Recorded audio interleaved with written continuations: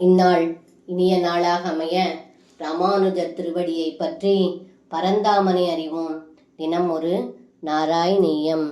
த்வதாவாசம் ஹந்தும் பிரளய ஜலதானம் பரபுவி பிரஹின்வன் பிப்ரான குலிசமயமப்ரே பகமனஹ பிரதஸ்தேன்யைரந்தர் दहनमरुधात्यैर्विकसितो भवन्मायानैव திரிபுவனபதே மோகயதிகம்.